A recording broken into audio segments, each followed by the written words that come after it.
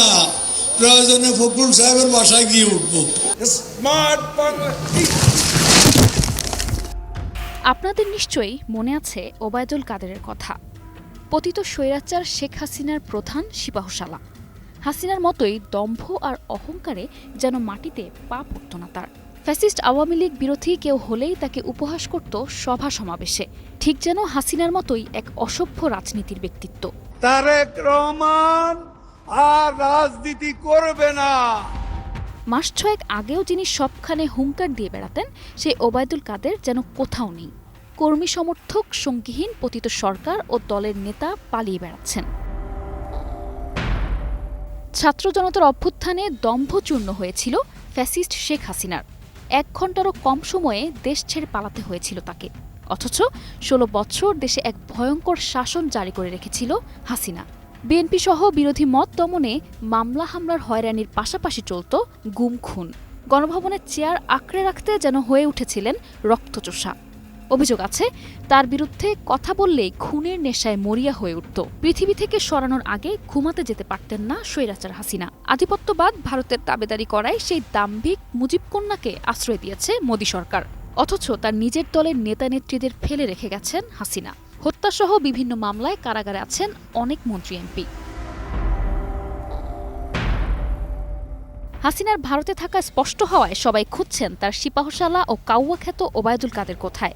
এ নিয়ে গত কয়েক মাসে নানা রকম খবর চাউর হয়েছে।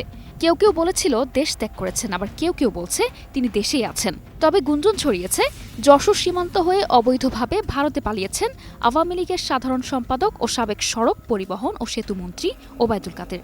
সেখান থেকে সংযুক্ত আরব আমিরাতের দুবাই, সিঙ্গাপুর কিংবা অন্য কোনো দেশে যাওয়ার প্রস্তুতি রেখেছেন বলেও সামাজিক যোগাযোগ মাধ্যমে আলোচনা হয়েছে। কখনো বা চাউর হয়েছে দিল্লিতে থেকে শেখ হাসিনার সঙ্গে দেখা করতে মরিয়া হয়ে আছেন কাদের, কিন্তু বিপদের দিনে হাসিনাও তাকে যেন চিনতে চাইছে না। ওবায়দুল কাদের সরকার পতনের শেষের দিকে বেশ বিতর্কিত হন। বিশেষ করে ছাত্র জনতার আন্দোলন মোকাবিলায় ছাত্রলীগই যথেষ্ট মন্তব্য করে তীব্র সমালোচনার মুখে পড়েন তিনি।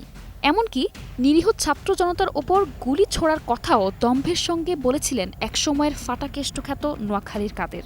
তার জবাব দেওয়ার জন্য ছাত্রলীগ দামি ঘড়ি ও কোটটাই ব্যবহারে অভ্যস্ত সাবেক সড়ক পরিবহন ও সেতুমন্ত্রীকে ঘিরে সামাজিক যোগাযোগ মাধ্যমেও নিয়মিত নেতিবাচক ট্রোল চলত। দলের নেতাকর্মীর কাছে চলনে বলনে অন্য রকমের নেতা ওবায়দুল কাদের সাংগঠনিক এক সভায় কাউয়া শব্দ উচ্চারণ করেও ব্যাপক সমালোচিত হয়েছিলেন। সামাজিক যোগাযোগ মাধ্যম ফেসবুক থেকেও উধাও হয়েছেন একসময়ের প্রভাবশালী ও হাসিনার অপকর্মের অন্যতম সহযোগী ওবায়দুল কাদের। এই দেশেতে জনম আমার, যেন এই দেশেতে মরি। অথচ আজ তিনি কোথাও নেই। এদিকে রাজনীতিতেও ফেরার কোনো সুযোগ নেই নতুন বাংলাদেশে। কার্যত বলা চলে গভীর অন্ধকারে পালিয়ে বেড়াচ্ছেন কাদের, যেখানে অনুশোচনা ছাড়া কোনো কিছুই তার সঙ্গী নয়। নিশা আলম, নিউজ ডেস্ক, 21 টেলিভিশন। সরকারকে পালাতে বলে।